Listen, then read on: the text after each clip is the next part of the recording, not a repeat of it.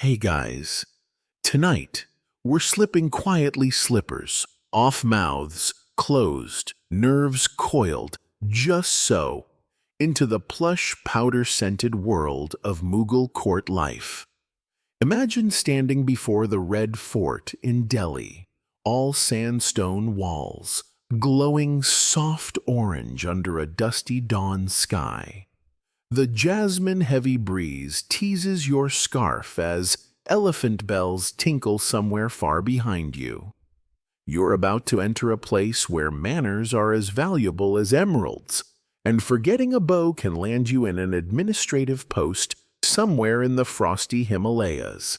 You probably won't survive this, but hey, at least your turban looks good. So before you get comfortable, take a moment to like the video and subscribe, but only if you genuinely enjoy what I do here. And drop your city and local time in the comments. I love seeing how far this sleepy little channel wanders. Now dim the lights, maybe turn on a fan for that soft background hum, and let's ease into tonight's journey together. Your feet sink into a lush red carpet so thick it could probably count as a mattress. Immediately, a pair of guards gestures, one stern eyebrow raised, the other entirely missing, possibly bitten off by a previous visitor who yawned too loudly. You stop. You breathe. You remember in the court of Shah Jahan, you don't march in. You glide. You don't speak first. You lower your eyes. You do not, under any circumstances, carry onions. The entrance rituals have begun. Before setting foot inside the imperial halls, you're herded gently like a goat with manners into the entry of 7 washings. 7 silver basins wait on a silk-draped table. One holds rose water, another has milk, one's suspiciously lemony. You're expected to wash your hands in all of them in the correct order, lest you insult the Mughal understanding of cosmic harmony. Historians still argue whether these basins symbolize the 7 levels of paradise or were simply devised by a bored royal hygienist. A eunuch dressed in a robe so clean it practically squeaks gently spritzes your wrists with sandalwood perfume. You smile, then immediately stop. Smiling uninvited is its own kind of offense here. One scholar described the Mughal court as a theater of restrained facial expressions. No one, and we mean no one, wants to see your teeth. Your shoes are removed by a boy who cannot be older than 10, but already has the judgmental stare of a tax auditor. His turban is neater than your whole life. He places your sandals in a velvet-lined drawer labeled Common Visitors, Tier 2. You try not to wonder what's in the Tier 1 drawer. Probably diamond-encrusted slippers and the Emperor's forgotten dreams. Next comes the Silence Arch. It's not officially named that, but everyone calls it so because no one dares speak beneath it. The hallway narrows. The marble floor glistens polished to mirror sheen by servants with nothing but goat hair cloths and boundless patience. Your breath bounces off the gilded ceiling like a whisper in a mosque. A pigeon watches you from a high ledge. You hope it's not a spy. Then suddenly there it is. A huge carved archway opening into the Diwani-Am, the hall of public audience. The Emperor won't be here yet. He's still in the Diwani Khas eating breakfast grapes one by one. But the space is already filled with courtiers, ministers, silk-robed generals, and exactly 7 peacocks each, more judgmental than the last. They all sit or stand in complete etiquette choreography. No one scratches. No one crosses their legs unless they're above a certain rank and have received written permission from a footman. You try to remember your training. Right hand over left, eyes lowered, chin level, back straight but not stiff. Walk like you own a small principality, but lost it in a very respectable way. Suddenly someone coughs. Heads swivel. The offender, a portly man with a scroll and a twitch, is given the look. You know the look. It's the kind that says you're about to be reassigned to yak-counting duty in Baluchistan. No one ever coughs again. The Mughal sense of spatial order is impeccable. Everyone has a place, and every place has a woven carpet square with the appropriate embroidery green for viziers blue, for foreign dignitaries burnt gold for poets, and poor beige for people like you. You kneel on your designated square trying not to think about the last guy who sat there. Legend says he sneezed. Once. This entire routine, this ceremony of silence and softness is no accident. The Mughal court, especially during Shah Jahan's rule, was a performance designed to project divine order. One misplaced toe was a smudge on the sacred painting. Historians still debate whether this obsessive attention to etiquette reflected genuine spirituality or just a highly stylized fear of getting beheaded. Perhaps both. You take a breath. A servant glides by barefoot silent, holding a scroll sealed with crimson wax. He vanishes through a curtained doorway so quietly it feels like a dream. Another boy appears beside you with a silver tray of almonds. You accept one. You chew once slowly. You nod, which might have been a mistake. Across the hall, a nobleman raises an eyebrow. Great. Now you're the nodder. You scan the ceiling studded with glass and gold leaf to give your eyes somewhere safe to land. The chandeliers sway slightly, even though there's no wind. Somewhere behind a carved screen, a sitar strings out a lazy scale. The sound floats through the marble like a memory. And then it happens. The distant boom of an elephant gong. The room freezes. Every back straightens further. You swear one of the peacocks fluffs its chest feathers in time. The emperor is approaching. You're not ready. But then again, no one ever is. You think you've dressed well enough. After all, it took 3 servants, 1 mirror, and far too much arguing over sash angles just to leave your room. But now, surrounded by the human equivalent of embroidered fireworks, you're starting to regret your tasteful ensemble. A minister walks past you trailing fabric so sheer it may not legally count as clothing, but somehow it's laced with real pearls. The effect is less draped in wealth and more caught in a luxurious jellyfish. Welcome to Mughal palace fashion, where how you dress isn't just style, it's survival. You inch toward a corridor lined with turquoise-tiled niches, each one holding a small silver mirror. These aren't decorative. They're there for quick appearance checks. If your collar is wrinkled, or, heaven forbid, your turban tilts even slightly to the left, you'll find yourself being handed a strongly worded suggestion to reflect on your choices. Literally. Now dressing for court is more than just layering silks until you resemble an ottoman. Every color means something. And you, unlucky soul, have chosen saffron, a hue favored by the emperor himself.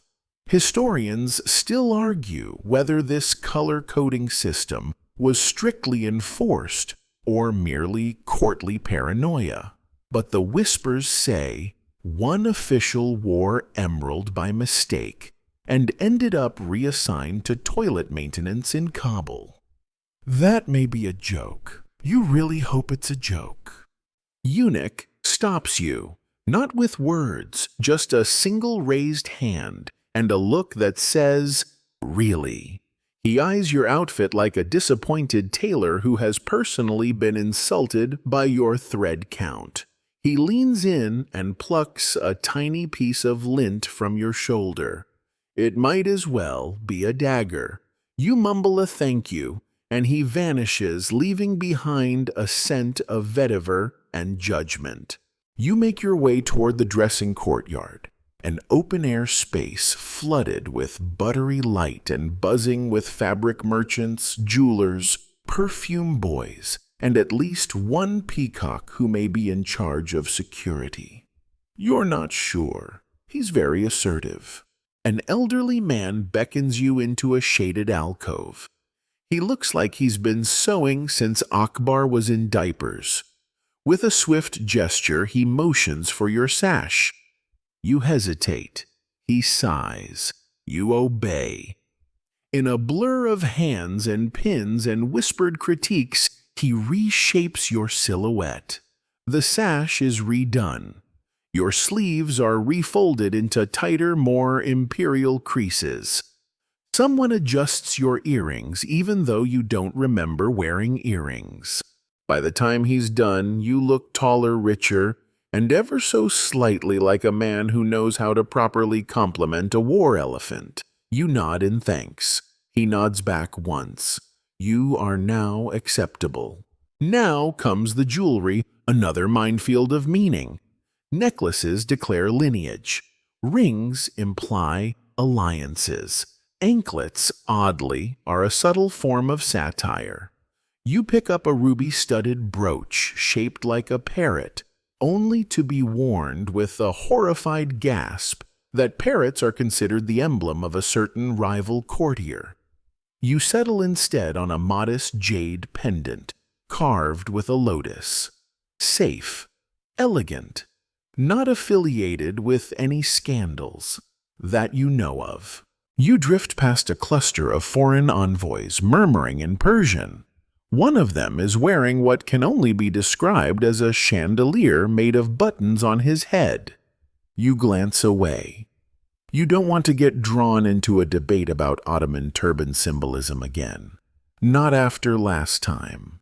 A young attendant offers you a bowl of powdered saffron. You're supposed to gently tap it onto your sleeves to signal allegiance to today's faction.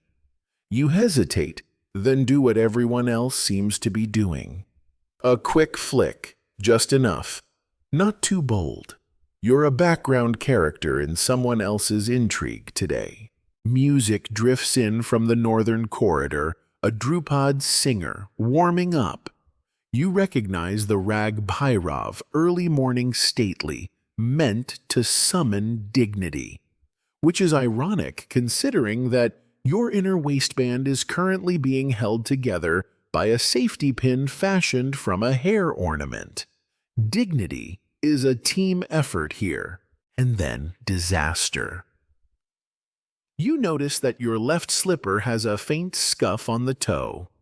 A scuff. In the court of Shah Jahan, this is the equivalent of showing up to the Oscars in sweatpants. You duck into a side chamber where a servant boy named Imran applies lemon oil with the precision of a surgeon. You tip him a silver coin. He tips you a knowing look. You are now, again, court-ready. Historians still debate the practicality of this level of fashion obsession. Was it a form of social control? A display of divine harmony? Or simply a delightful excuse to bankrupt minor nobles via pearl addiction? Whatever the reason, fashion in the Mughal court wasn't just about looking good. It was about not disappearing. A bell chimes. Court is about to begin. You line up with the other guests, each of you a carefully styled mosaic tile in a wall of power. The scent of attar oils and ambergris hangs in the air like an expensive fog. A final mirror check confirms no smudges, no frays, and your turban crest leans just right. You've passed the morning inspection. But don't relax yet. Someone near you is wearing the Emperor's color again, and it's not saffron this time. You've survived the wardrobe trials. You've survived the lint extraction. You've even survived the slight existential crisis caused by a parrot brooch.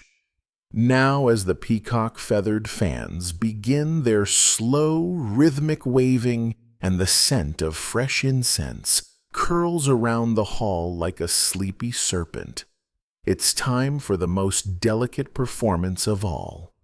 How to act in front of the Mughal emperor without getting metaphorically and occasionally literally swept off the carpet. You are standing just outside the Diwani Khas, the hall of private audience. Unlike the bustling public court, this chamber is quieter, more intimate, and roughly 20 degrees cooler, thanks to ingenious water channels running beneath the marble floors. The stone gleams underfoot, cool against your slippers, patterned with floral inlay so delicate you're afraid to step too hard. A whisper reaches your ears. He enters now. The air stills. Shah Jahan appears. And no, your brain is not exaggerating. It genuinely feels like time slows down a little. The emperor doesn't walk. He glides somehow, despite wearing robes that would probably weigh down a camel. His beard is immaculate, his expression unreadable, and his jewelry sparkles with the kind of restraint that says, "Yes, I can afford sapphires the size of your fist, but I only wear 3 at once." Here's the most important thing: you do not make eye contact, unless invited. And even then, you do so with the enthusiastic humility of someone being allowed to admire the moon. Etiquette here is a game of invisible rules. You kneel as required, your hands placed just so, palms lightly against your knees, fingers relaxed, thumbs tucked. You bow your head, not too fast, not too slow. Court etiquette manuals from the time give entire chapters to gesture velocity, if that gives you a sense of how serious this is. The emperor takes his place upon the peacock throne, which is absurd in the best way. Diamonds, rubies, emeralds. A literal peacock sculpted from gold and colored gems fans its tail over his head. It reportedly cost more than the GDP of some kingdoms.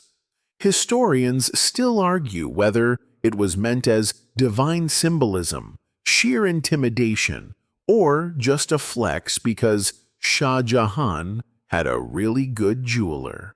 As the formal greeting begins, your mind races through the expected sequence of bows.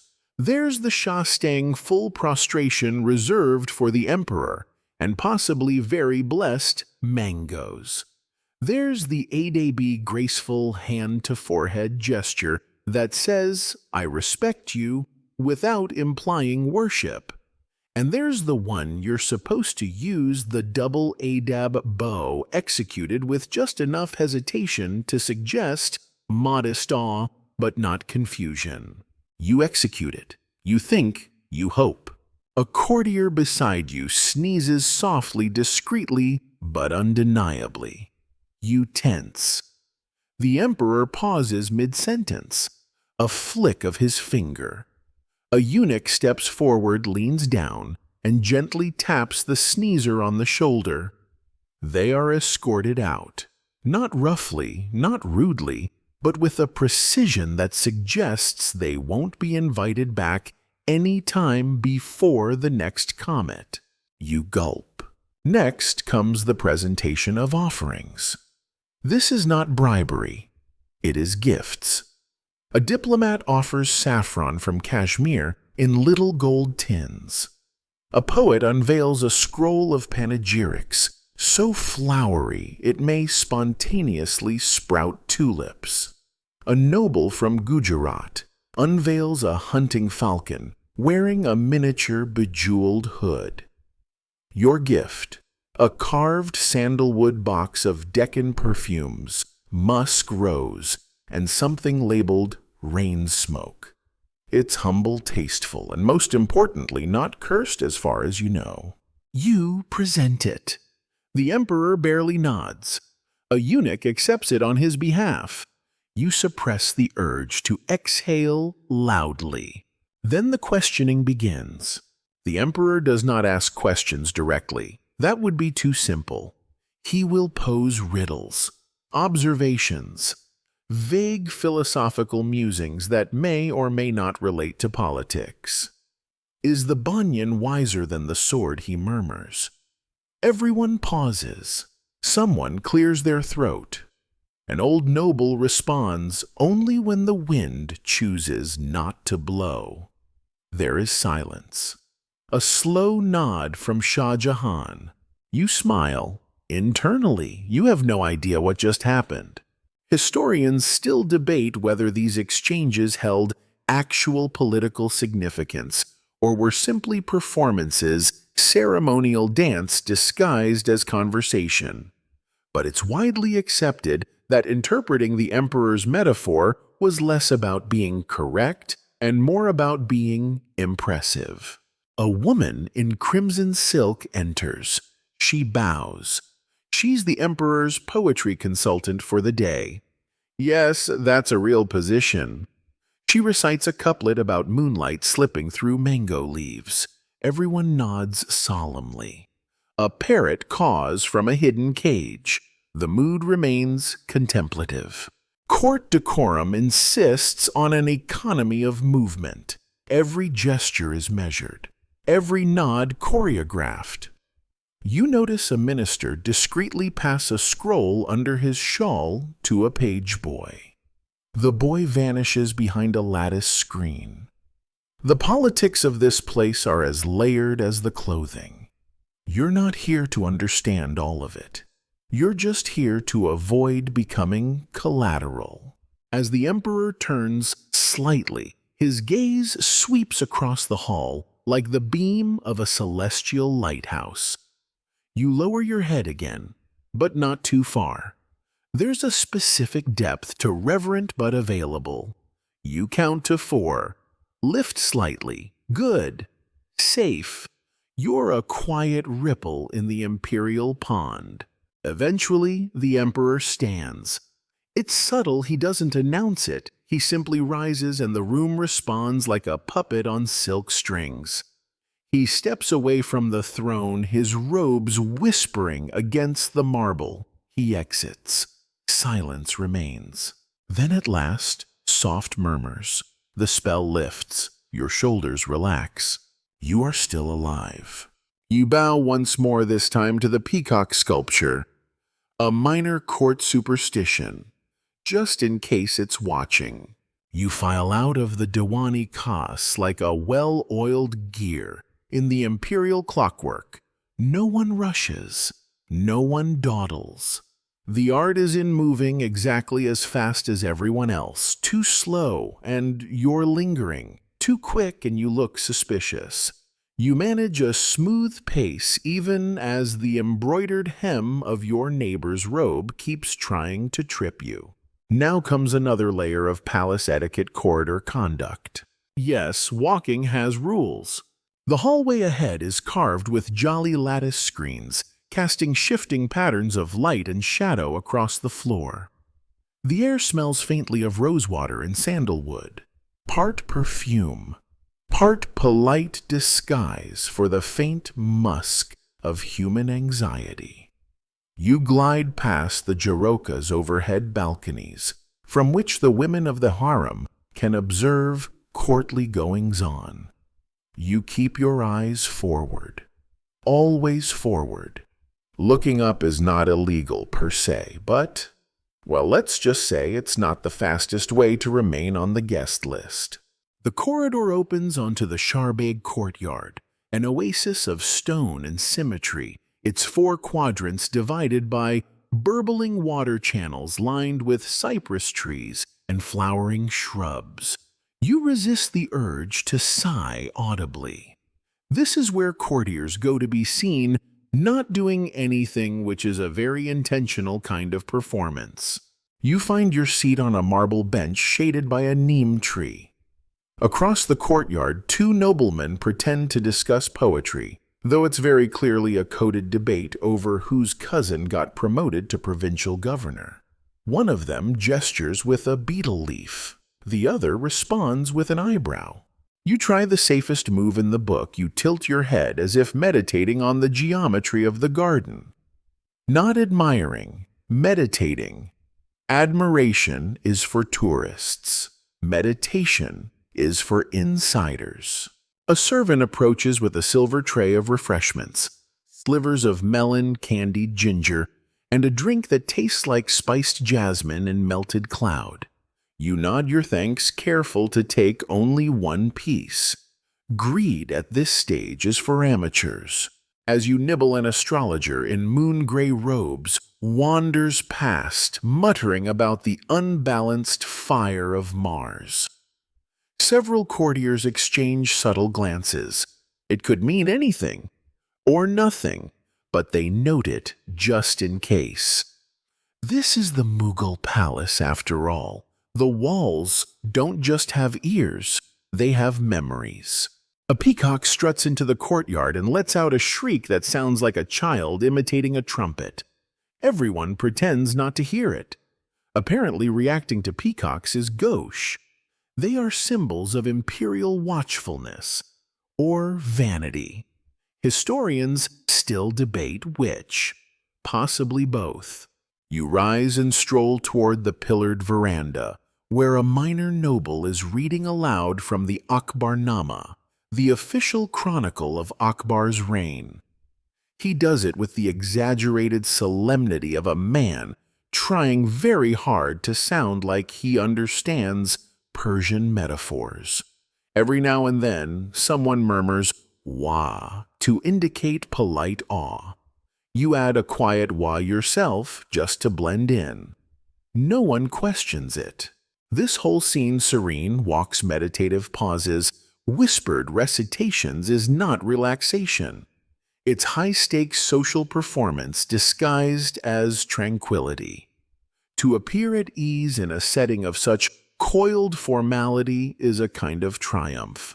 One misstep, one wrong facial expression, and you might find yourself reassigned to the grain-counting office in Lahore. A boy stumbles. Just briefly, his sandal catches on a tree root.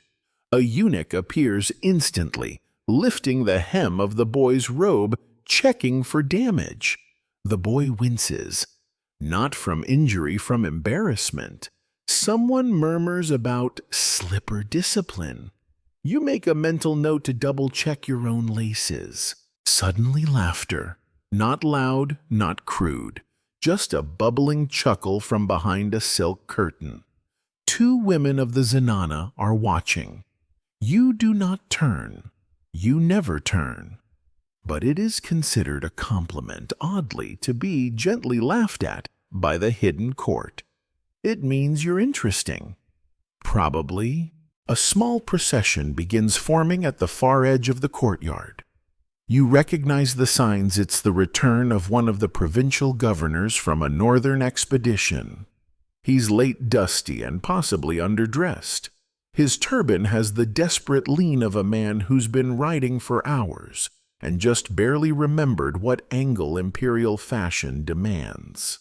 Everyone watches, politely, quietly, like cats at a dinner party. The governor bows deeply, too deeply. His sword clinks against a pillar. Someone gasps. A eunuch takes note on a small ivory tablet. You stare hard at a passing butterfly, pretending not to notice. One of the poets stands and launches into a verse about the humility of noble travelers, clearly trying to rescue the moment. It works. Sort of. The laughter behind the screen starts again, this time a little louder. Historians still argue whether these layers of etiquette and court performance served a genuine function or were simply elaborate camouflage for dangerous political games. But one thing's clear: to survive here, you must perform serenity, even when your nerves are sprinting laps around your spine. You return to your bench, only now you sit with slightly better posture, one hand resting lightly on your knee, the other holding your melon slice with the grace of a sacred relic. You've made it through the garden phase of the day, just in time. A trumpet sounds from within the palace. Lunch is being prepared. And if you thought sitting was a performance, wait until you try eating. The sound of the trumpet fades, replaced by the low rustle of silk, the shuffle of brocade slippers, and the unmistakable ripple of anticipation. Because mealtime in the Mughal palace is not simply a break in the day. It is a sacred choreography, a sensory epic, a high-wire etiquette act dressed up as a buffet. You follow the others through a narrow passage draped in crimson cloth. The air is thicker here, perfumed with saffron, ghee, roasted spices, and an almost holy haze of cardamom. You catch a flash of golden platters being carried, in each one balanced with the quiet precision of a sleepwalker. The imperial dining hall is modest by Mughal standards, which still means intricately inlaid walls, mirrored ceiling panels that catch the sun in fractal bursts, and floors so polished you can see the trembling resolve in your own face as you walk. At the far end, a low dais is prepared for the emperor. He won't eat with you, naturally, but he will observe the beginning of the meal from behind a screen, in accordance with custom and suspicion. You are shown to your place, yes, shown. No scrambling for seats here. Seating is assigned based on a cosmic hierarchy only understood by 3 court scholars and possibly 1 elephant. You kneel on a silk cushion, legs folded precisely, feet angled away from the food. Because heaven forbid a toe should point toward the royal kebabs. Your table isn't a table exactly. It's more of a shared cloth on the floor, laid with bowls of fragrant rice, towers of naan, warm from the tandoor, and small silver dishes shaped like lotus flowers. There's also a tiny bowl of rosewater for rinsing your fingers. Do not mistake this for soup. One man reportedly did. He was politely never seen again. A servant offers you a goblet of sharbat, chilled with slivers of snow from the mountains, flavored with basil seeds, lime, and the crushed dreams of lesser kitchens. You take a cautious sip and nearly weep. It tastes like spring reincarnated as a beverage. Now, the real test begins. Eating with your right hand is expected using all 5 fingers, like a tiny blessed shovel. You must pinch the rice just so, not too much, not too little. You scoop, fold, and deliver the bite to your mouth without dropping a single grain. This is not just about manners. This is about face, dignity, digestive diplomacy. Across from you, a nobleman dips his naan into a saffron yogurt curry. The naan breaks.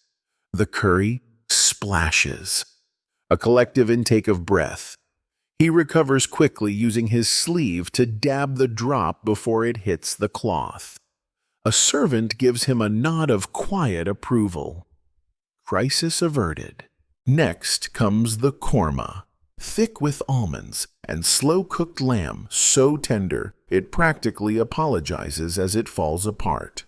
You scoop a modest portion. Too little, you insult the kitchen. Too much, you insult the court's concept of moderation. You aim for generous restraint, the etiquette equivalent of a knowing wink. Historians still debate whether the Mughals truly ate this extravagantly every day, or whether such meals were reserved for special occasions. But given the detail in contemporary sources' menus listing up to 100 dishes per seating, it's safe to say they definitely knew how to party with lentils. A eunuch passes behind you with a brass pot of fragrant keema, stuffed into paratha rolls the size of your palm. Another brings platters of mango pickle lime chutney and something that looks alarmingly like crystallized onion jam. You try one bite. You see stars. Good stars. To your left, a young court poet attempts polite conversation between mouthfuls. He remarks that the dal reminds him of a verse by Hafiz. You respond with a vague nod and a murmured, "Ah, indeed," though you're pretty sure Hafiz never wrote about lentils. Still, it's good etiquette to agree with any food-inspired poetry within earshot. A platter of sweets appears, so unpopty that flakes into sugar threads the moment you touch it firni. Cooled in tiny clay pots in a walnut halwa, so dense it could anchor a boat. You pretend you'll just taste a little, then eat the entire serving with the seriousness of a monk. As the meal winds down, servants offer cloves to freshen your breath, wiping your hands with warm towels, scented faintly with eucalyptus. You are now both full and terrified, because being full is not an excuse to doze off. And dozing off at court is, well, historically frowned upon. One minister once nodded off during a post-meal poetry reading and woke up reassigned to camel logistics in the Thar Desert. Still, the mood is lighter now. Laughter is allowed in moderation. The emperor's musicians begin playing in the next chamber sitar and tabla, weaving together in gentle spirals of sound. You allow your shoulders to ease. You made it through the meal without scandal, spill, or excessive burping. The curtain at the far end of the hall stirs, just slightly. You glimpse a flash of white silk and perhaps maybe the edge of Shah Jahan's sandal. It is customary for the emperor to walk among the food after the meal, to admire the offerings, to praise the chefs, to feel the lingering warmth of what he did not eat. It's considered a gesture of imperial humility, though some suggest it's also a subtle inventory of who ate what and how enthusiastically. You bow your head. The emperor's presence is acknowledged without being gawked at, as always. With a soft chime, the musicians change tempo. The signal. Meal's over. You rise as gracefully as you can, brushing a rogue grain of rice from your cuff. You've eaten like a Mughal. You've survived the sauces. And you've kept your fingers and your reputation mostly clean. Outside, the heat has grown softer. The afternoon is ready for quieter intrigues, hushed debates, and the delicate art of not being overheard. And you're still standing. The post-lunch haze settles over the palace like a silk shawl, soft, warm, and dangerously soporific. But don't let it fool you. This is not nap time. This is intrigue o'clock. You and the other courtiers drift toward the Shahi Mehfil chamber, a richly adorned salon, reserved for informal discourse, which of course means the same political maneuvering as always, just conducted with slightly looser turbans and poetic metaphors. The space is opulent, but hushed marble walls, veined with gold carpets that swallow footsteps, and chandeliers of cut crystal that tinkle with every breeze, like faint whispers of approval or dismay. The conversation here is where reputations are sharpened or sliced, and today, the weapon of choice is storytelling. You take your seat near the edge of the circle, close enough to listen far enough to avoid being recruited into a poem duel. The air smells of sandalwood smoke and the leftover sweetness of lunch. A court bard clears his throat. All eyes shift. He begins a tale of a long-dead noble who once tried to present a Persian war elephant as a birthday gift and accidentally offended 3 provinces. It's part cautionary tale, part roast, and entirely coded. Everyone chuckles, but every chuckle is calibrated because the names may be fictional, but the parallels are not. You laugh gently while doing the mental math. Is he talking about someone in this room? Across from you, a minister's eye twitches. Then comes a quieter kind of performance. A musician with a tanpura begins to hum a ghazal, a melancholy ode to a dying rose garden, or maybe a metaphor for provincial tax disputes. It's hard to tell, but the tone is hypnotic and you find yourself swaying ever so slightly, caught in the rhythm of carefully controlled vulnerability. That's the trick of the Mughal salon. It invites softness, but only to observe how you handle it. You must appear moved but not unguarded, touched but never touch too much. You're offered a cup of Kawa Kashmiri tea steeped with green leaves, saffron, and slivered almonds. It arrives in a translucent china cup so delicate it might dissolve if you breathe wrong. You sip. It's delicious. You sip again. You pause. You ask yourself, was this made by the imperial kitchen or by someone hoping you'll say something foolish? You set the cup down. Always leave one sip, not for etiquette, for safety. At the center of the room, a court historian is being gently grilled. "Tell us," asks a noblewoman behind a gauze curtain, "did Humayun truly fall down the library stairs while clutching his astrolabe? Or is that just a convenient metaphor?"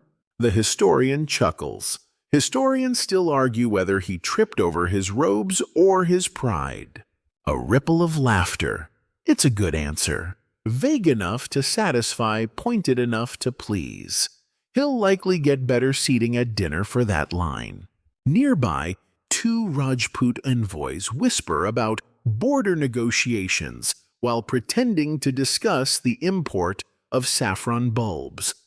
Their voices are calm, but you watch their fingers. One taps a pattern into his silk sash. The other responds with a brush of his thumb across his jaw.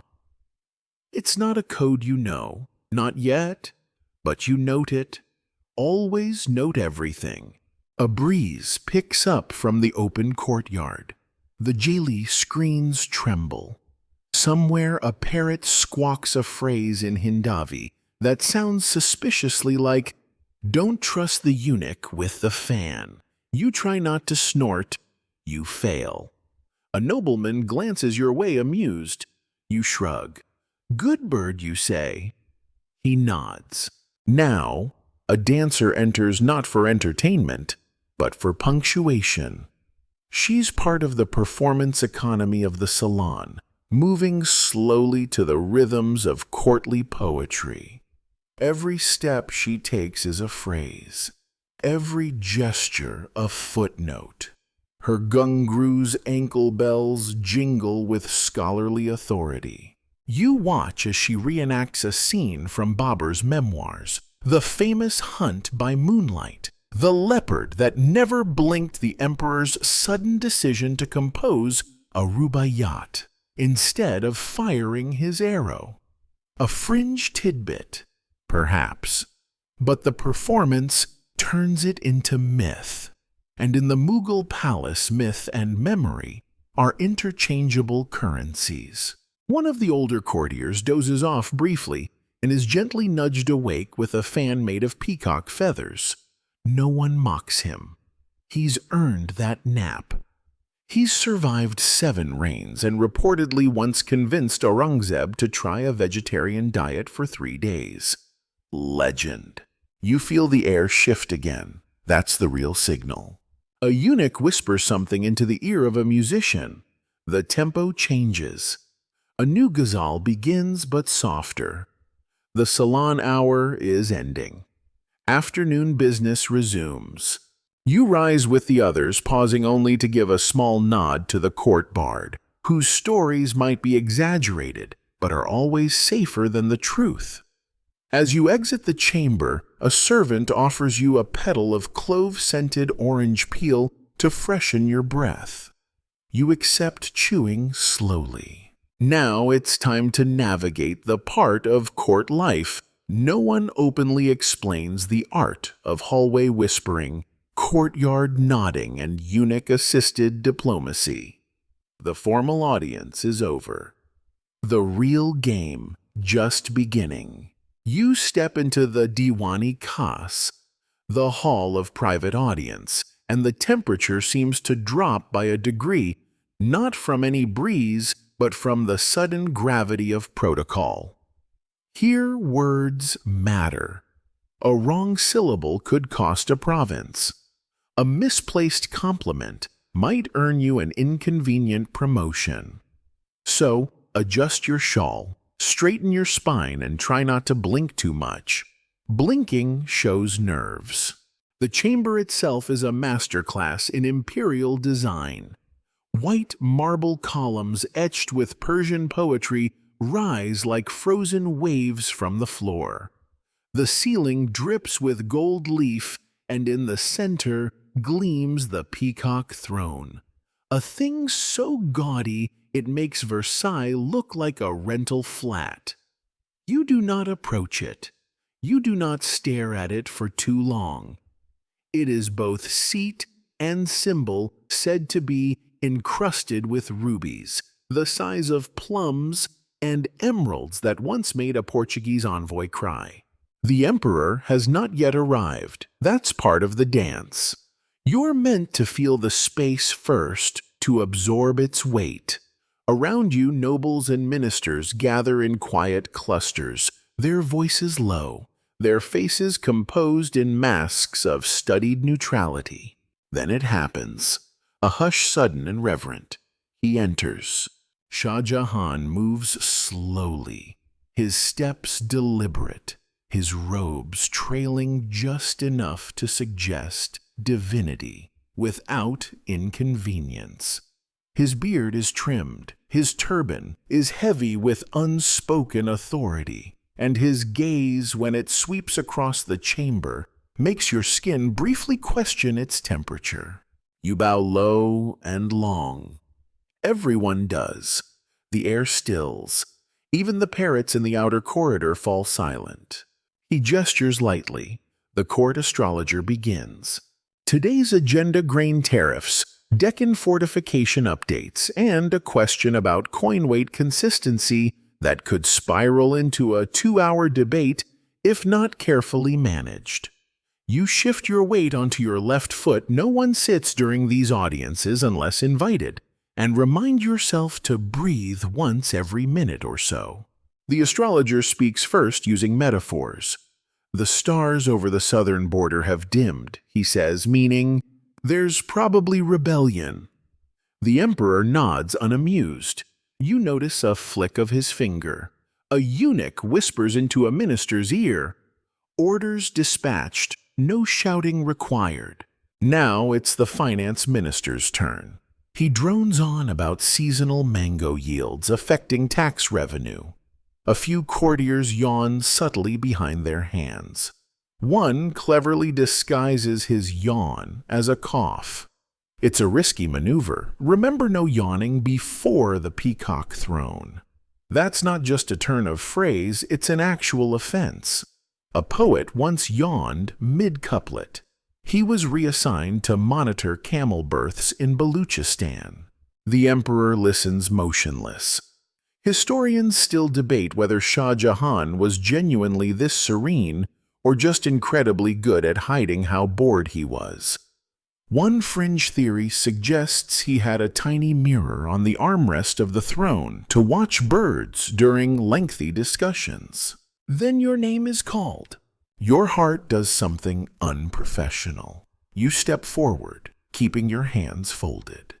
The emperor raises one eyebrow, the same expression he reportedly used when denying 5 different marriage proposals in a single afternoon.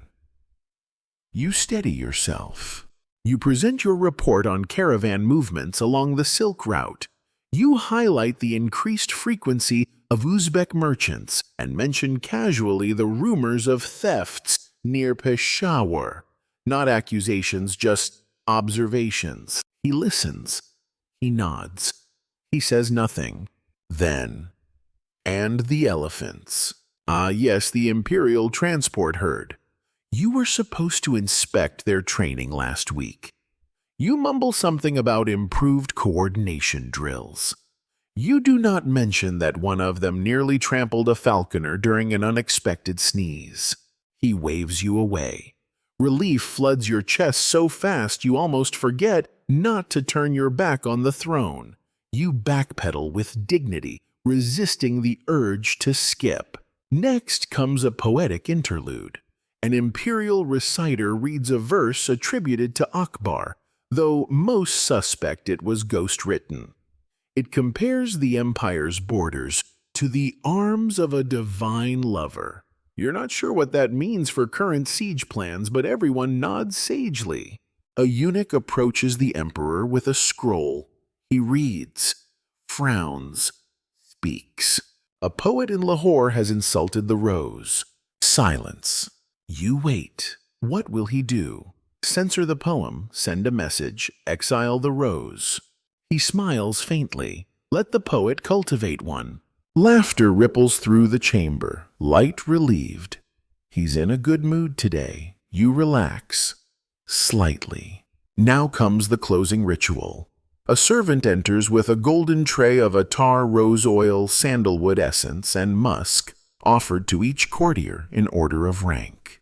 You dab a little behind your ear, because that's what you saw a more experienced noble do. It's not written down anywhere, but everyone knows that's where the scent lingers best. The emperor rises. Everyone bows again. He exits through a side passage, his robes catching the light like shifting parchment. The audience is over. You exhale deeply. Outside, you join the slow-moving tide of relieved officials. Some head toward the harem's outer courtyard to report back to curious wives. Others vanish into alcoves to dissect what exactly the eyebrow raise meant. You overhear one whisper. He blinked when the poet said, "Crimson borders." That means war, doesn't it? Maybe, maybe not. You'll find out soon enough. For now, you've survived the Diwani Khas. You've bent and bowed and backed away without triggering exile. You kept your gaze respectful, your breath invisible, and your anecdotes blessedly brief. That in the Mughal court is what we call a win. The private audience might be over, but your day, far from it. You're ushered into a narrower hallway behind the main audience chamber, the air thick with the scent of jasmine and wet stone. Sunlight filters through latticed jolly windows, scattering shadow lace on the floor like cryptic court signals. This is the zone of transition where errands become diplomacy and casual comments become canon. Because now you must run errands for the emperor. Yes, you decorated courtier, seasoned wit, and survivor of yesterday's 3-hour mango tax debate are now tasked with the most delicate of missions, delivering items, messages, and sometimes even silences to various parts of the imperial compound. Today it begins with a scroll, thin, tightly wound, and sealed with a faint trace of musk. It's been handed to you by a eunuch with a raised eyebrow and no explanation. That's enough.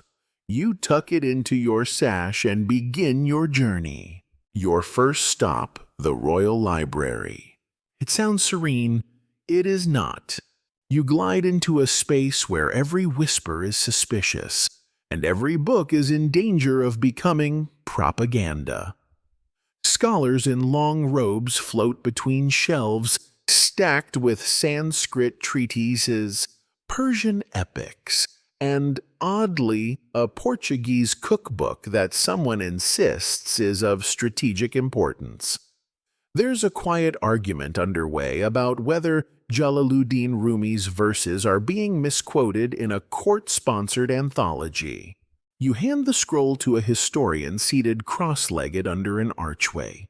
He reads it, raises an eyebrow, then tucks it into his sleeve and offers you a piece of dried apricot. You accept its palace etiquette and pretend not to notice that he's now muttering to himself in Arabic. You back away slowly. On your way out, you overhear a side debate about whether Akbar actually met Jesuits in a wine-soaked garden, or whether that was a Persian embellishment. Historians still argue whether those famed debates of his were genuine attempts at synthesis or cleverly disguised loyalty tests. You don't weigh in, you have a parrot to deliver. Yes, really. Your next task: escorting a talking parrot from the harem gardens to the court of a minor noble whose birthday is today. The parrot reportedly recites Persian couplets and once squawked, "Never trust a man who plucks his mangoes too early." It's now a palace legend. The bird is kept in a bamboo cage beneath a mulberry tree, fanned hourly by a boy who hums lullabies in Hindavi. You take the cage. The parrot blinks at you, then says, "Nice robe." You choose to take it as a compliment. As you carry the parrot through the palace maze, courtiers nod politely, then glance at the bird as if asking, "Is it watching me?" The answer is yes. Always yes. Your route takes you past the perfumery, where tiny bottles are being labeled with names like Moon of Bengal and Tiger's Elbow. A young attendant hands you a vial for the lady with the blue veil. You don't know who that is. You will by sundown. You arrive at the birthday gathering just as the noble in question is unwrapping a marble inkpot shaped like a dancing bear. You present the parrot. It bows its head and recites, "The rose knows not its thorns until pricked by pride." Polite applause follows. The noble is delighted. The parrot is offered melon. You are dismissed. Back through the corridors now with a different scroll in hand, this one heavier, lacquered in gold, and smelling faintly of clove. It's addressed to the chief steward of the royal kitchens. Yes, the kitchens. Don't be fooled by the title. This is where decisions about banquets, daily menus, and edible metaphors are made. It's as political as any war room with twice the gossip. You enter through a side door. Inside it's chaos, but refined chaos. Chefs in long tunics shout about saffron purity levels. A boy is slicing pomegranates into the shapes of imperial insignia. In one corner, someone is experimenting with a new dessert that involves rosewater steam and candied almond paste. It smells like ambition. You hand the steward the scroll. He reads it, snorts, and says, "So now he wants gooseberries shaped like emeralds." He nods to a nearby assistant. "Fetch the mold." You leave quickly. On your way out, you pass a courtyard where two courtiers are playing a game of pachisi with live pigeons. You do not ask. You've learned. Back in your own chamber, a servant is waiting with a list of evening engagements. One is a poetry reading in the water pavilion. Another is a moonlit chess match between rival nobles, where bets will be placed not in coins, but in lines of verse. You sigh. But before you head off, there's one final errand, returning a borrowed cloak to a member of the harem's literary circle.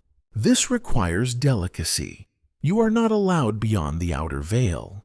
Instead, you pass the cloak to a eunuch who will pass it to a maid, who will place it on a hook from which it will be retrieved by another maid, who will nod once if it has been accepted.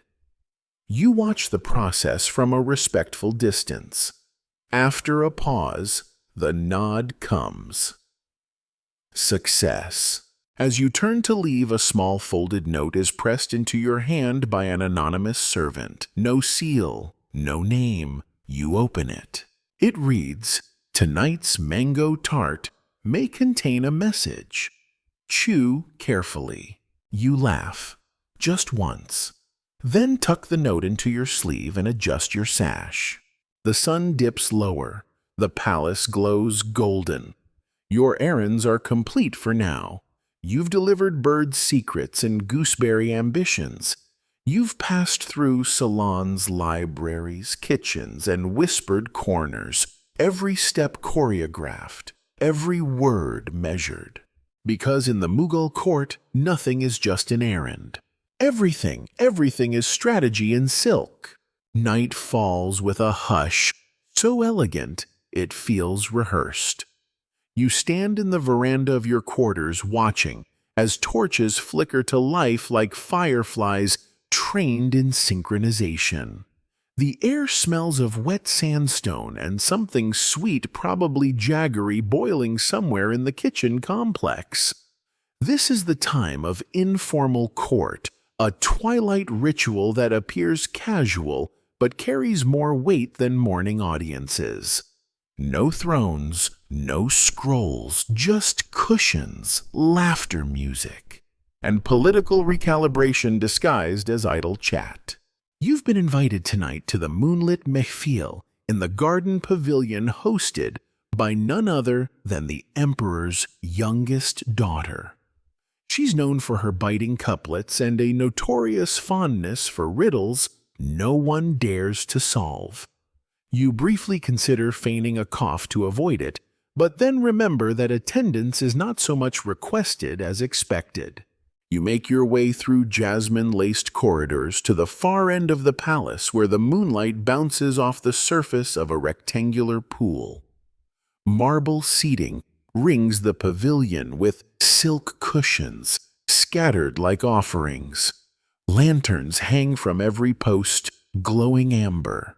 Musicians are already seated on low platforms tuning their sitars and sarangis with the tender attention of lovers braiding hair. You settle into your spot and pretend not to notice who is already here. The wazir's brother, two poets of questionable loyalty, a Portuguese translator with a suspiciously large ring, and most alarmingly your rival from the Falconry Guild. He's drinking tamarind water and smirking into his beard. Great. The princess enters with a soft rustle trailing rose petals that never touch her. She's veiled, but unmistakable. She lifts one hand and the first performance begins. A young poet stands and recites a ghazal about forbidden mangoes and the smell of monsoon on silk. Everyone murmurs in approval. You smile too, though you know he's talking about someone in this very room. Probably more than one someone. When your turn comes to speak, or rather to entertain, you reach for a story. Not too serious, not too self-deprecating.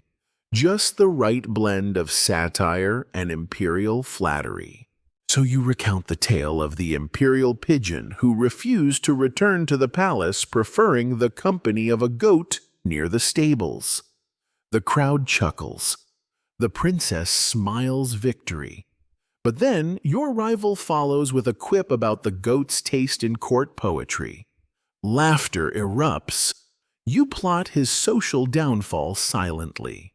A tray of sweets is passed around, gulab jamuns, soaked in rose syrup, and flaky pastries filled with pistachio.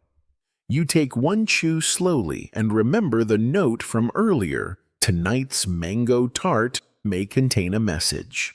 It's passed to you on a separate platter, one slice decorated with a silver leaf. You eat carefully. Chew, chew, and there it is. A tiny roll of silk paper folded inside a candied almond. You slide it into your sleeve without blinking. Meanwhile, the conversation drifts toward rumors. One of the princesses is composing a Sufi treatise. Someone claims a parrot repeated private court secrets in the market, and the Mughal astrologer might be secretly collaborating with a Jain mathematician. Historians still argue whether such unlikely collaborations were genuine intellectual exchanges or covert alliances made under imperial pressure. The princess asks a riddle. What walks the halls but has no legs, repeats the truth but owns no tongue. The guests murmur. Someone suggests echo. Someone else offers courier. You sip your rosewater and suggest a rumor dressed in brocade. The princess laughs. It's not the correct answer, but it's close enough to earn you another sweet, a sign of favor. Later musicians play a thumri. The melody lilts like drifting smoke. Conversations melt into the rhythm. The wazir's brother has fallen asleep on his cushion. The Portuguese man is weeping silently, perhaps overcome, or perhaps finally realizing he left his boots in the camel shed again. You unfold the silk note under the hem of your shawl. It reads, "Don't trust anyone who strokes the imperial cat after dark." You glance across the pavilion. The princess is stroking the imperial cat. You blink. She meets your eyes and smiles. Now what? You'll figure it out tomorrow. For now, you lean back against the cushion, surrounded by the low drone of music, the scent of marigolds, and the occasional snore. A servant refills your glass with sugared lime water. The moon hangs low and fat like a pearl dropped by some careless goddess. This is court life by lantern glow, less formal, more dangerous. No thrones, no scrolls. But every sentence here could alter your rank, your alliances, or your entire week. Still tonight you played your part well. You gave just enough, held just enough back, and left the garden with the cat's gaze following your steps, not pouncing. That counts for something. You slip quietly into the corridor. The parrot you delivered earlier sits in a nearby cage, whispering half-remembered verses in its sleep. Pluck not the rose, lest you be pricked by. It trails off. You smile. No need to finish the line. You live through the moonlight court. Again, you wake at dawn to the slow creak of sandalwood shutters opening. A servant tiptoes across your chamber, lays out robes of deep indigo, trimmed with gold-threaded birds, and vanishes without a word. It's not just any day, it's a gift day.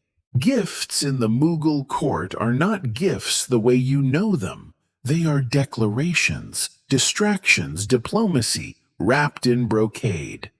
They don't just mean something, they mean everything. And today, you're expected to offer yours.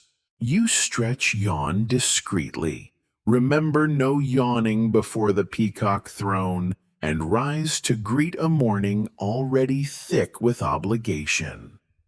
A tray waits near your wash basin. Rosewater for the face, a twist of cardamom to freshen the breath, and a note inked in saffron-colored script.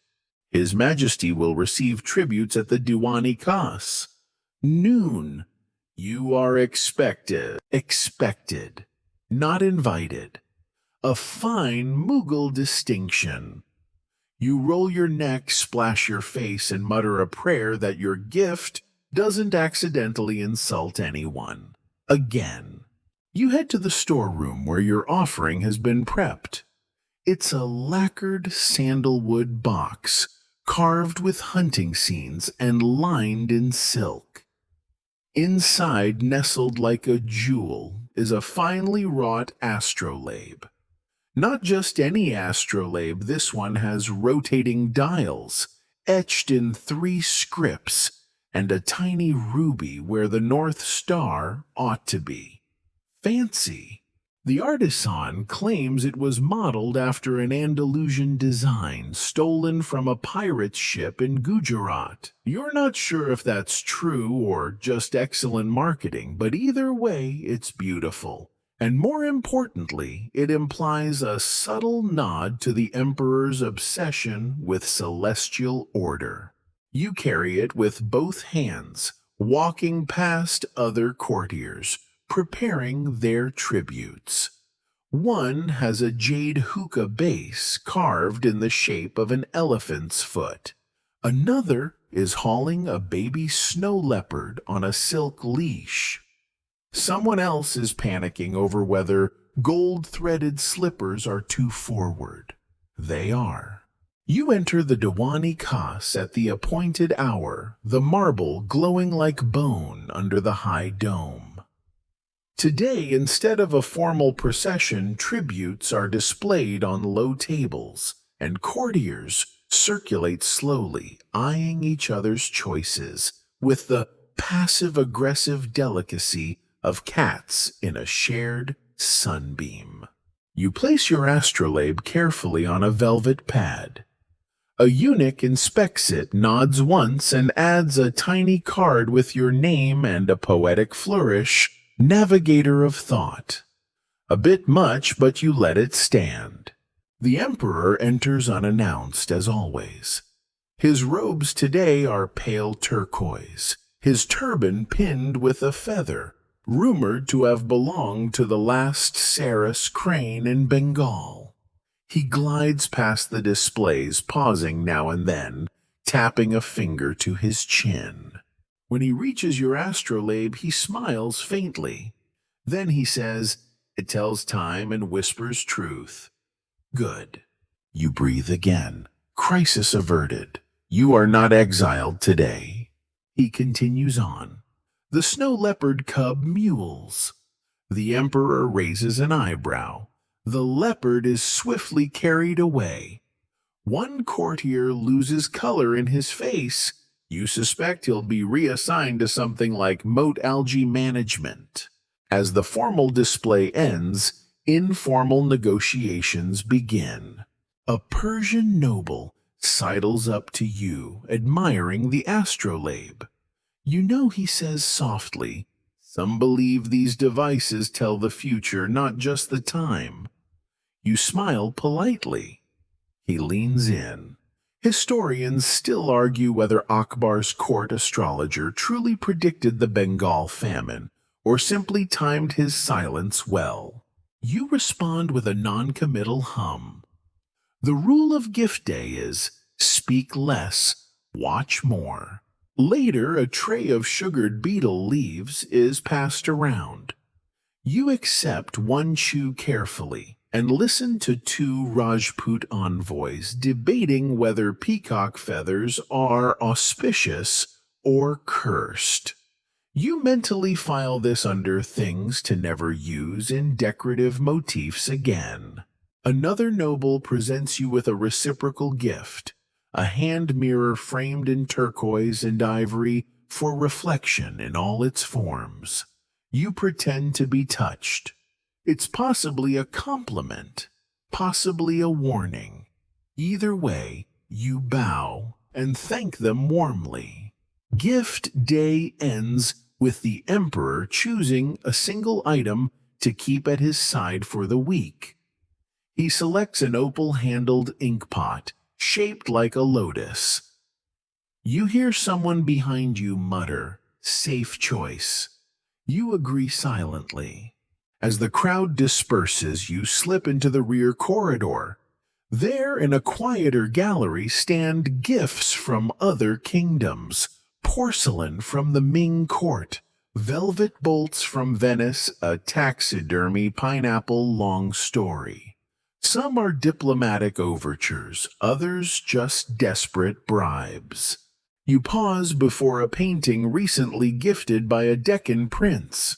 It depicts a falcon flying above a rose garden with tiny text along the border that reads, "Even free wings must return for shade." Poetic.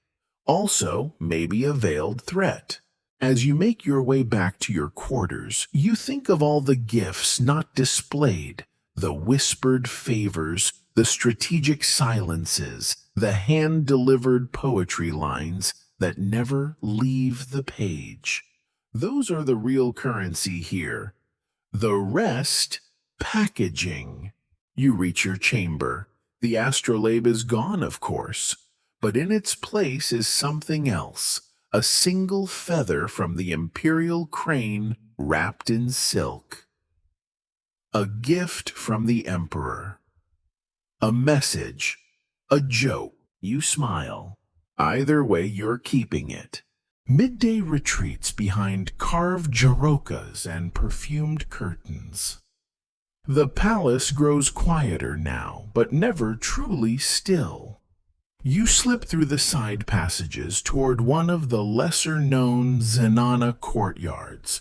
Not exactly on the tour, but not exactly off-limits either, depending on who asks. The Zenana, the women's quarters, is the soft engine of the palace, a hive of silk incense and unrecorded power. You're here on a small errand. Something about delivering a book of Persian love poems to the emperor's aunt. The official explanation. The real reason, curiosity. A foolish one maybe, but irresistible. Because behind those those delicate marble screens, the empire breathes in a different rhythm. You pass a guard with a carefully neutral expression. He sees your scroll, nods once, and taps the butt of his spear twice against the floor. Code. You're allowed in, but you better be fast, and you better not speak louder than the hummingbird-sized bell chimes that sway in the breeze. Inside the courtyard, it's quieter still. Women laugh behind gauzy curtains. A parrot swoops low, repeating a song in Gujarati. A pair of girls scatter rose petals over a pool already blooming with lotus. And the air is rich layers of turmeric sandalwood and something baking in ghee. Maybe those orange flower sweets that look like chandeliers. You're led to the emperor's aunt by a eunuch who moves with the serene menace of someone who once held the secrets of 5 dynasties. You keep your gaze respectfully low. When the aunt appears, she's reclining on a brocade daybed wearing a shawl the color of desert dusk. Her expression says, "I could have been empress if I'd cared to." You hand her the scroll. She unfurls it, skims a few lines, and hums with mild approval. "Too many metaphors," she murmurs, but the mango simile redeems it. You nod. She smiles. "Now sit. Tell me, why did the emperor laugh yesterday during the rosewater ceremony?" You blink.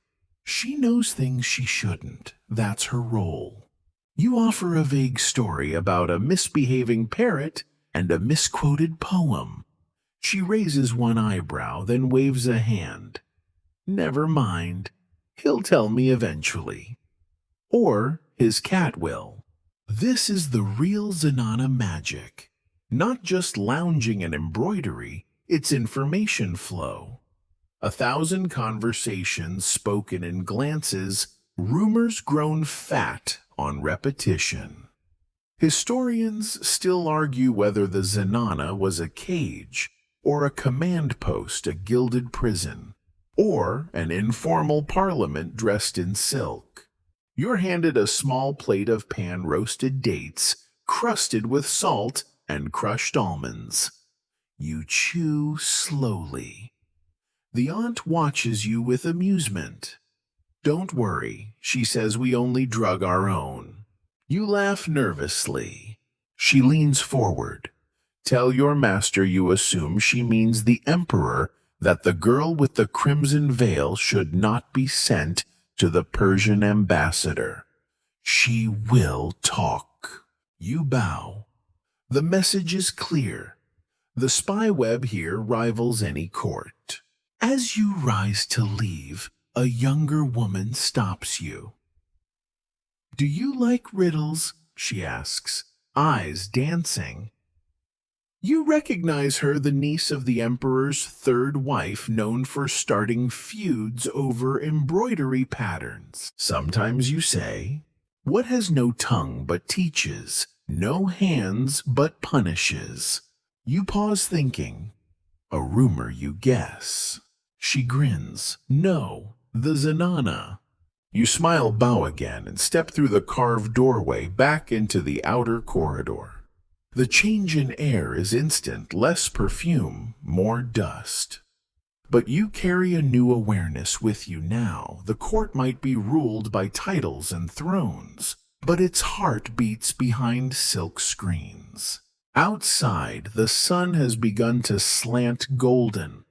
You pass a court artist sketching the courtyard from memory. He's not allowed in, of course. No man is, but he reconstructs based on whispered descriptions and the sound of laughter. You pause beside him. You've never seen it, you say. He shrugs. No, but I've heard enough to dream it right. As you walk back, you can hear the faint echo of anklets behind you, though the corridor is empty. You don't look back. Later, you pass the emperor's chamber. A eunuch places a scroll beside the door. You recognize the seal, same crimson ink as the aunt's ring. You keep walking. The Zenana is behind you now, but not gone. Never gone. You'll feel its presence every time someone mysteriously knows something they shouldn't. Every time a casual remark derails a plan.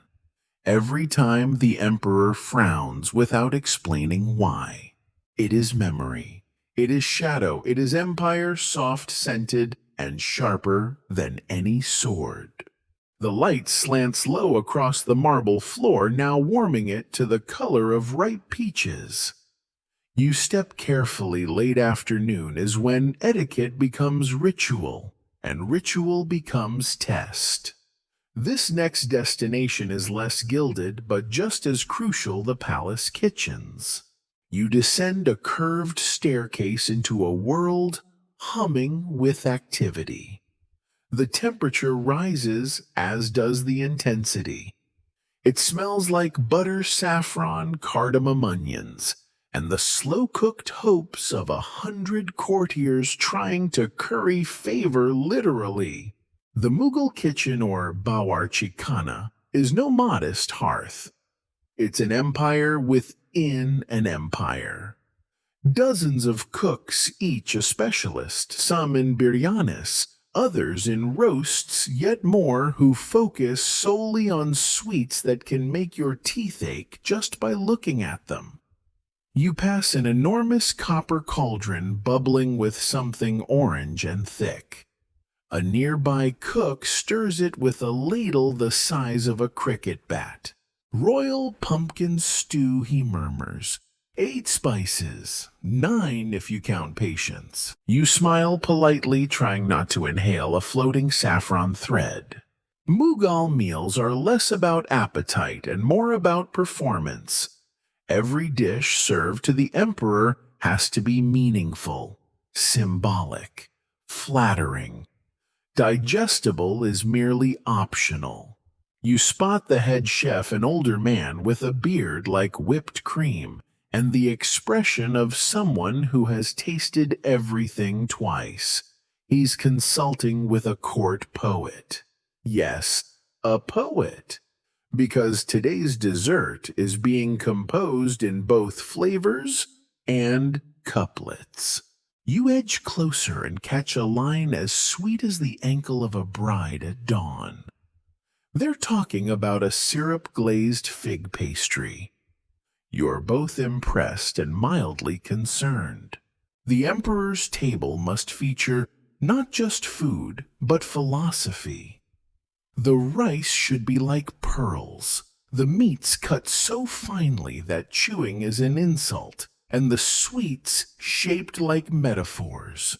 Even the water must be drawn from the correct well, one blessed by a saint who once dreamt of rain during a drought. You walk past a smaller chamber where food tasters sit quiet and resigned. Their job is exactly what you think it is. One sighs, then samples a cube of suspiciously pink cheese. You note the slight wince. Too much rosewater, you ask. Too much everything, he mutters. Etiquette around food is deadly serious. You've seen men dismissed for sneezing near a spiced lentil dish. You've seen promotions granted based on how one served a mango. Historians still argue whether the fall of one influential noble was due to political miscalculation or his serving of pickled turnips during monsoon season. They clash with the weather, apparently.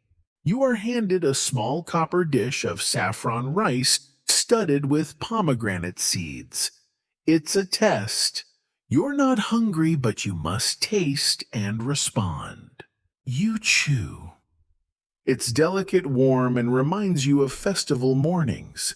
It tastes, you say slowly, like something the moon would eat. The cook beams. You pass. Behind you, an argument breaks out over the exact shade of green required for the coriander chutney. It must match the imperial gardens. But which season? Spring, monsoon, dry spell. A young assistant drops a bowl. It shatters. Time freezes. The head chef walks over, inspects the damage, then gently flicks the boy's ear. The bowl will forgive you. The floor won't. You quietly move on. In another corner, someone is sculpting sugar into the shape of a dancing peacock. Its tail feathers are tinted with crushed sapwood. It's breathtaking and completely inedible. But that's the point. You're invited to observe a tea ritual next. Not a ceremony, not formally, but this is how alliances are warmed before they're forged. The tea is poured from a pot shaped like a sleeping lion. It's flavored with jasmine and just a hint of dried orange peel. You sip. It tastes like secrets. Your host, a court scribe, smiles. They say Babur drank this before battle.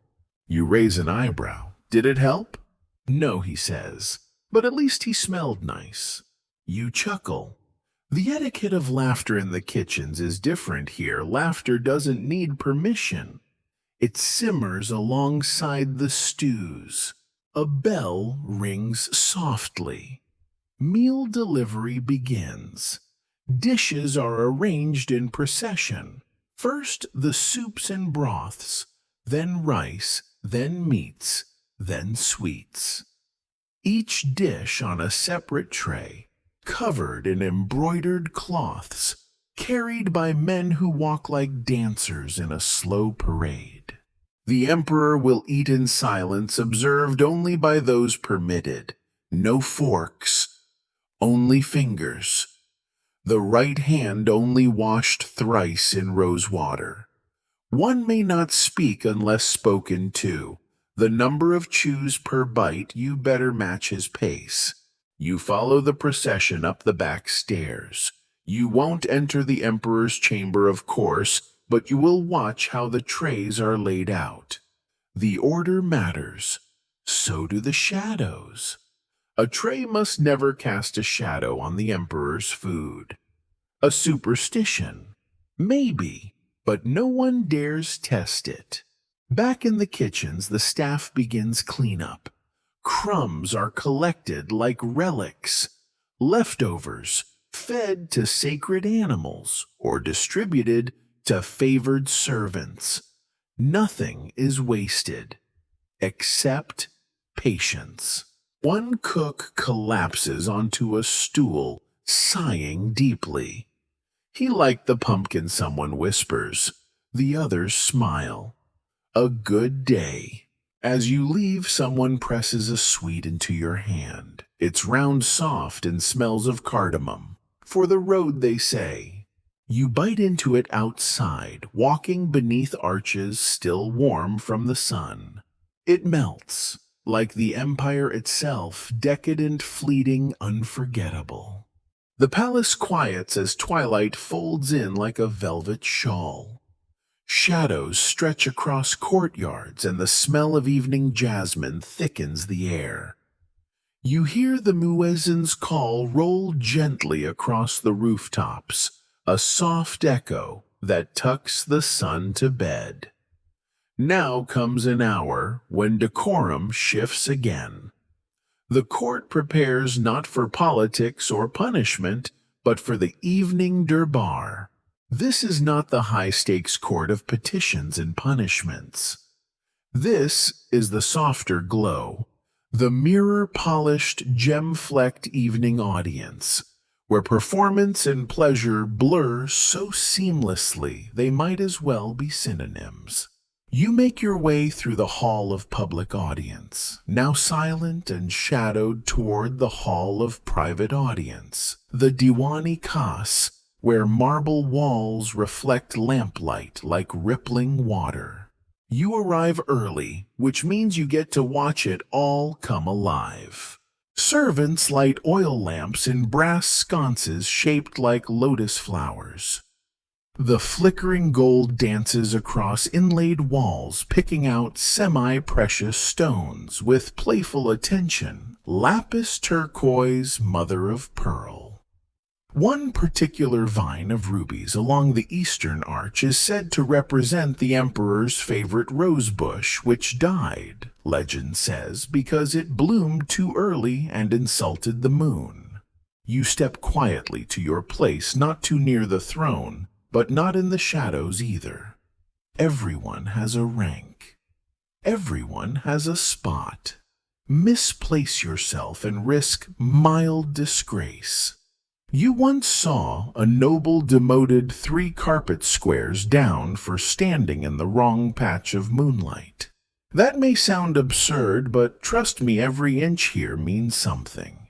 Musicians begin tuning sitars and tablas at one end of the room. A court poet whispers couplets to himself. Across the chamber, a man dressed entirely in emerald silk nervously adjusts a painted fan. He's tonight's storyteller, and he knows one wrong line could cost him a few decades of favor. The emperor enters not with trumpets, but with silence. His arrival is marked by stillness, a wave of breath held across the marble. He walks slowly, robes whispering, a falcon perched on his gloved hand. Falcons are fashionable tonight, apparently. You make a note to compliment the choice should conversation allow. He sits upon the peacock throne, yes, that peacock throne. And no, you may not yawn anywhere near it. From this seat, history has been made unmade and remade in gold thread. Its backrest is encrusted with gems so dense they distort the air around them. Or maybe that's just your awe. Either way, it's stunning. The entertainment begins.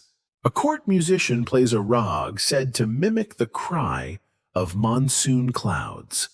It's haunting and lovely, and you feel yourself drifting. Then a dancer enters, barefoot bells at her ankles, a smile like a riddle. She performs a story without words, the tale of a woman who stole a king's ring by convincing him he'd lost a finger.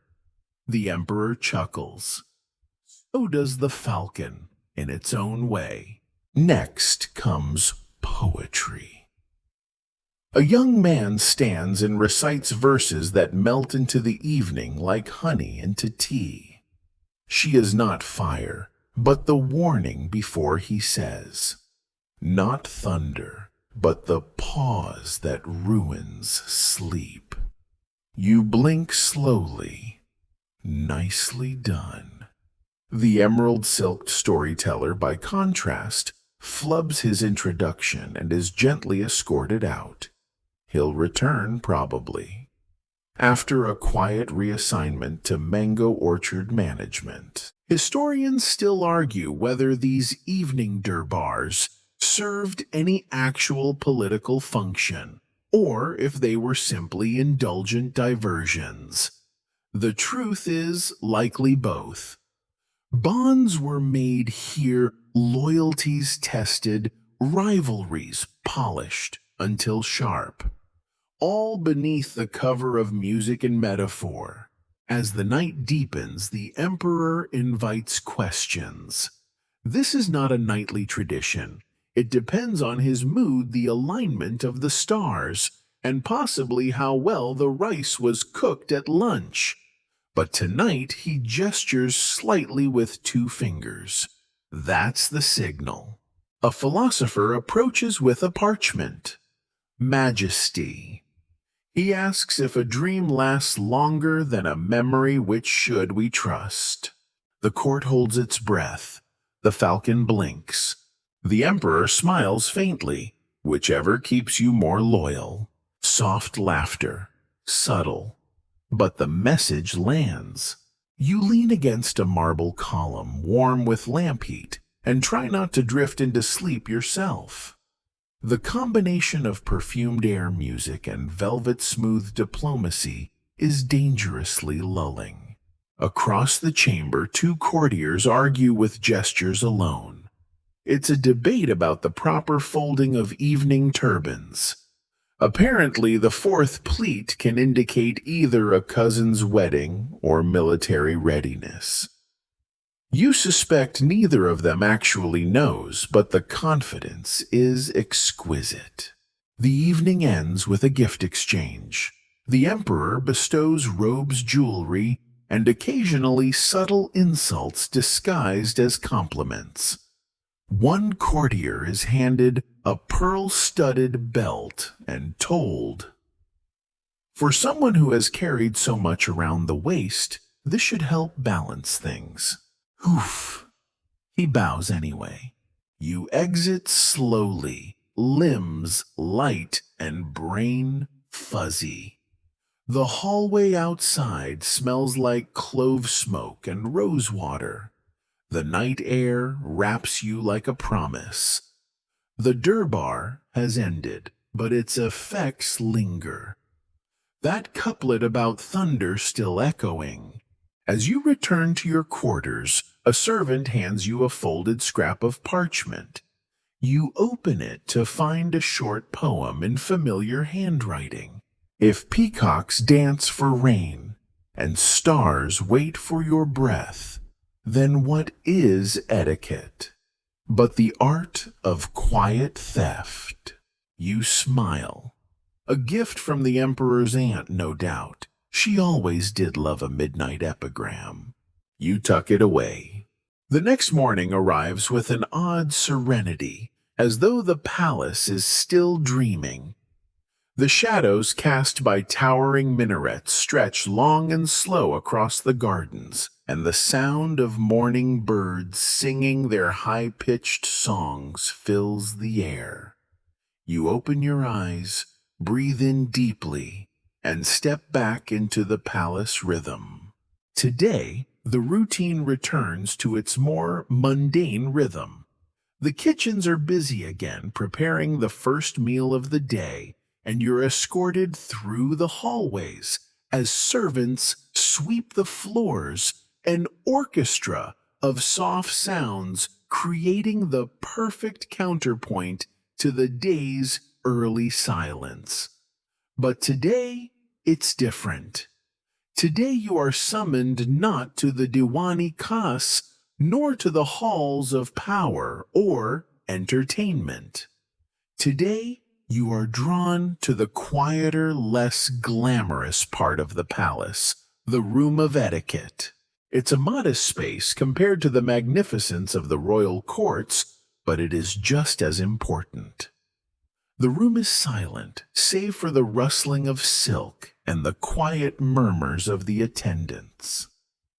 This is the space where the true unspoken rules of the Mughal court are forged and rehearsed. This is where the dancers, the courtiers, and the nobles practice their posture, their gestures, and their facial expressions. You settle onto a soft plush cushion as one of the royal tutors begins a demonstration of the delicate art of hand gestures. You learn that every movement of the hand must convey something precise, even if it is only understood by those in the know. A simple lift of the hand to the brow could mean a humble greeting. A slight tilt of the head could convey deep respect. You practice mimicking the gestures, your movements slow and deliberate, the air heavy with the weight of centuries of tradition. A soft giggle breaks the silence, and you glance over to see two younger courtiers trying to mimic the grand gestures with varying degrees of success. One of them, a young man with an eager expression, nearly knocks over a bowl of rose water in the process, causing the room to erupt in quiet chuckles. See, the tutor says with a gentle smile, etiquette is not just about posture, it's about balance between seriousness and play. The emperor knows this well. He himself once laughed at a grand banquet, not because of a joke, but because one of his nobles lost a bet while attempting the most ridiculous bow. You stifle a laugh, but only because the story feels too real.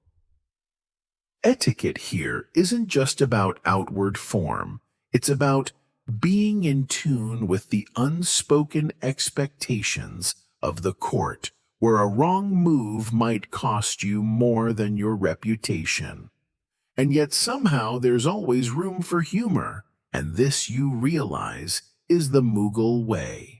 The conversation shifts as a nobleman enters the room carrying a scroll.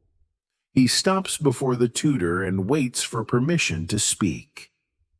Etiquette, after all, is also about waiting for the right time. The tutor gestures him forward with the slightest movement of his hand, signaling that he may speak. Majesty, the nobleman says, addressing an unseen authority in the room, though it is clear that his eyes flicker toward the tutor, as if seeking guidance. A disagreement has arisen in the gardens. One of my servants dared to address a nobleman without the proper salutation. The tutor listens carefully, then responds with practiced calm. What does the code of address say? The nobleman hesitates. It says that the servant should have used the phrase, "Your Excellency," when speaking to a man of his station, not simply "Sir." And was the servant reprimanded? The tutor asks. Yes, but I worry the message was too harsh. I am not sure it was received well, the nobleman confesses.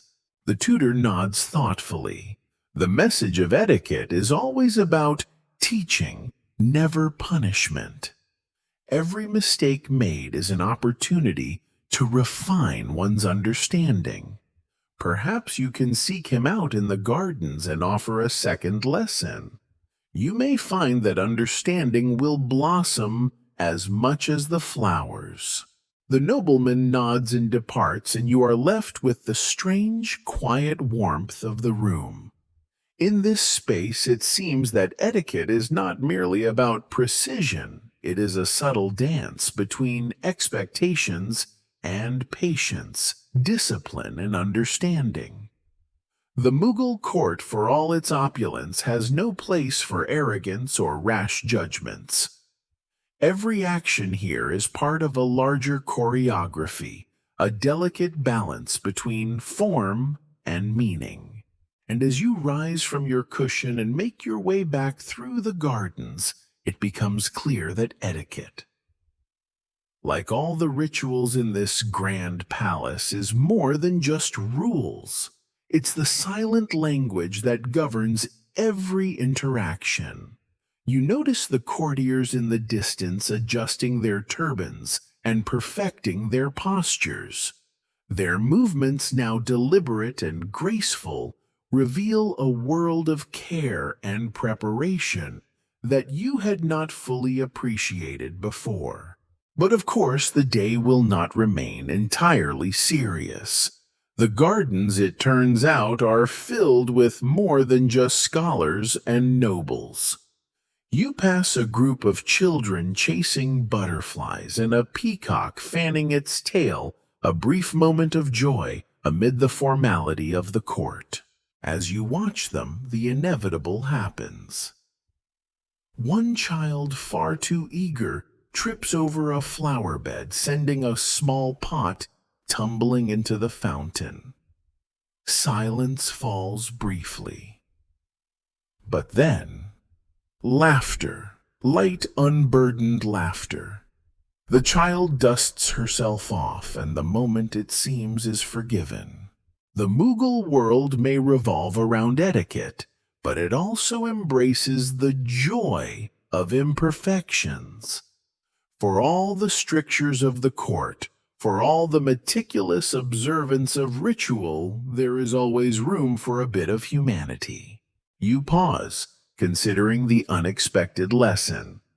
Etiquette may be rigid, but within it there's a certain freedom, a space to grow, learn, and even laugh a little, even if it means tripping over a flower bed every now and then. The next morning arrives with an odd serenity, as though the palace is still dreaming. The shadows cast by towering minarets stretch long and slow across the gardens, and the sound of morning birds singing their high-pitched songs fills the air. You open your eyes, breathe in deeply, and step back into the palace rhythm. Today, the routine returns to its more mundane rhythm. The kitchens are busy again, preparing the first meal of the day, and you're escorted through the hallways as servants sweep the floors, an orchestra of soft sounds, creating the perfect counterpoint to the day's early silence. But today, it's different. Today you are summoned not to the Diwani Khas, nor to the halls of power or entertainment. Today you are drawn to the quieter, less glamorous part of the palace, the room of etiquette. It's a modest space compared to the magnificence of the royal courts, but it is just as important. The room is silent, save for the rustling of silk and the quiet murmurs of the attendants. This is the space where the true unspoken rules of the Mughal court are forged and rehearsed. This is where the dancers, the courtiers, and the nobles practice their posture, their gestures, and their facial expressions. You settle onto a soft plush cushion as one of the royal tutors begins a demonstration of the delicate art of hand gestures. You learn that every movement of the hand must convey something precise, even if it is only understood by those in the know. A simple lift of the hand to the brow could mean a humble greeting. A slight tilt of the head could convey deep respect. You practice mimicking the gestures, your movements slow and deliberate, the air heavy with the weight of centuries of tradition. A soft giggle breaks the silence, and you glance over to see two younger courtiers trying to mimic the grand gestures with varying degrees of success. One of them, a young man with an eager expression, nearly knocks over a bowl of rosewater in the process, causing the room to erupt in quiet chuckles. See, the tutor says with a gentle smile, etiquette is not just about posture, it's about balance between seriousness and play. The emperor knows this well. He himself once laughed at a grand banquet, not because of a joke, but because one of his nobles lost a bet while attempting the most ridiculous bow. You stifle a laugh, but only because the story feels too real.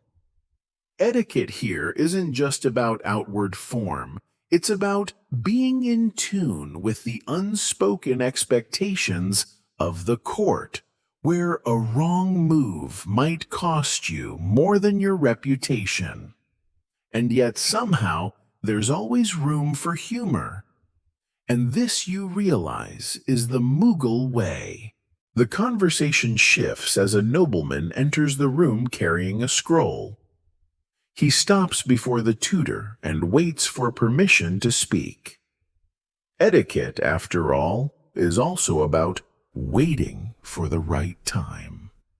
The tutor gestures him forward with the slightest movement of his hand, signaling that he may speak. "Majesty," the nobleman says, addressing an unseen authority in the room, though it is clear that his eyes flicker toward the tutor as if seeking guidance.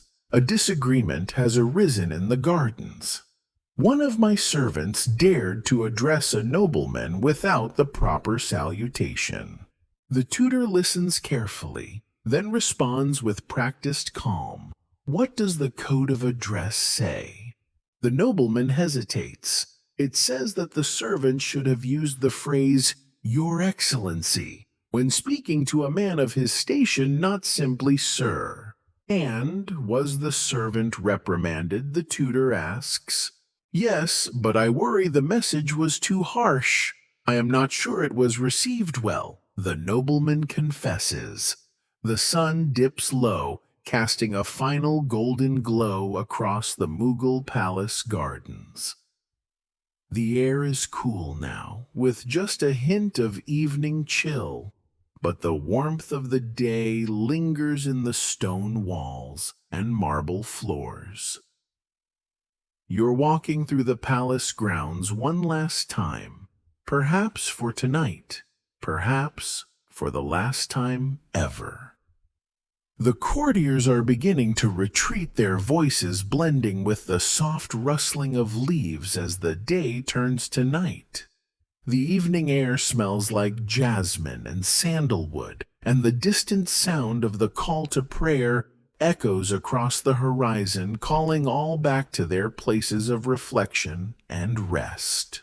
You find yourself near the reflecting pool again, the one just outside the emperor's private chambers.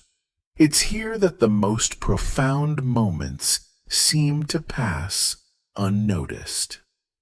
The birds that bathe here are the most elegant of the lot, their wings unfolding in graceful slow-motion choreography as they dip into the cool water.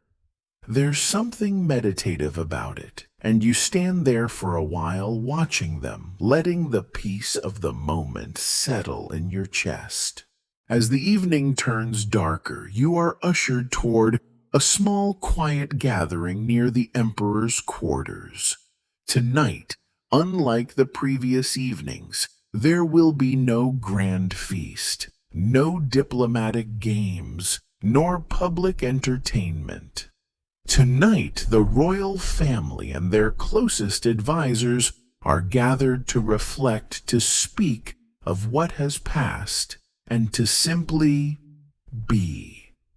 You are invited to join them, though you know well enough that you are not expected to speak, only to listen, to observe, and to drink in the rhythms of life at the palace. The emperor himself enters his presence, commanding but gentle. He is no longer adorned in the heavy robes of state, but dressed in a simple yet elegant garment, his true self perhaps stripped of the weight of power for a rare and precious moment. The court is arranged around the emperor in a loose circle, and there is soft conversation, nothing too demanding. A question is asked of the emperor, one that has been asked countless times before, but tonight he answers it differently. A question that some may have asked years ago. What is the greatest power in this world?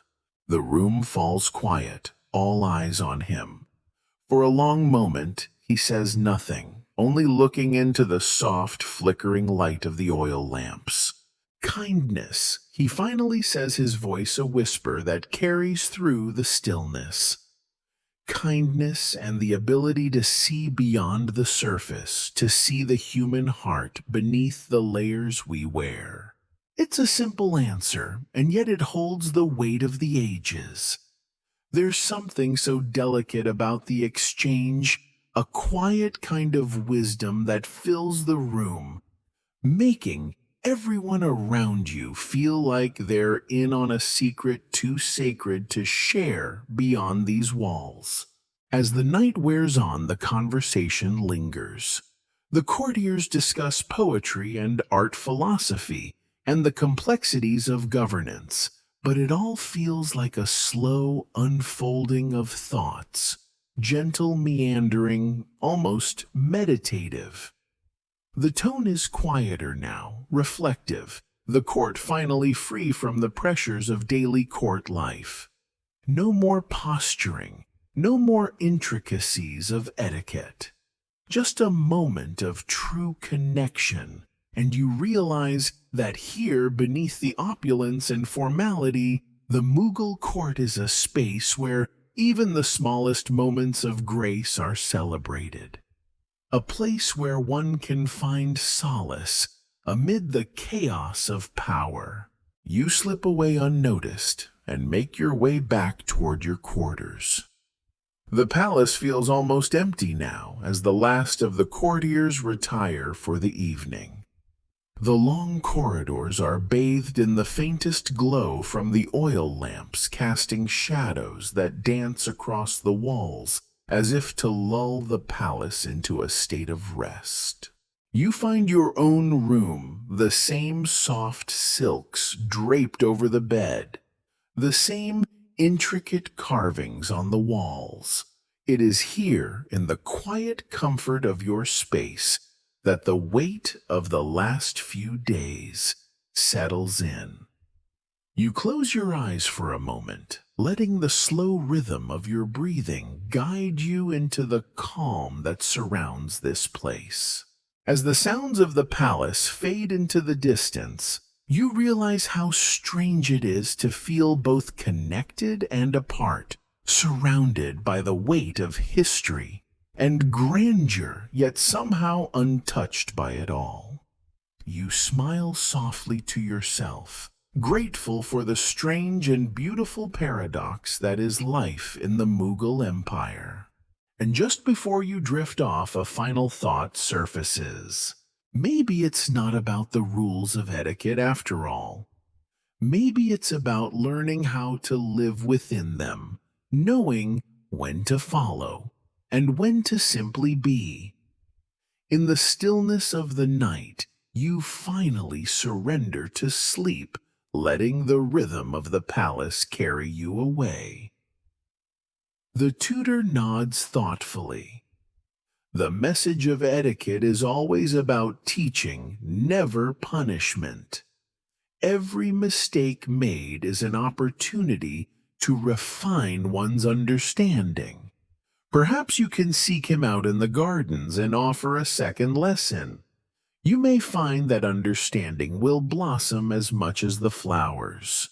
The nobleman nods and departs, and you are left with the strange, quiet warmth of the room. In this space, it seems that etiquette is not merely about precision.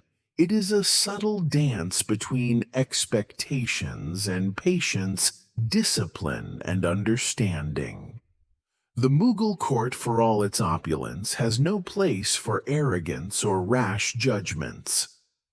Every action here is part of a larger choreography, a delicate balance between form and meaning.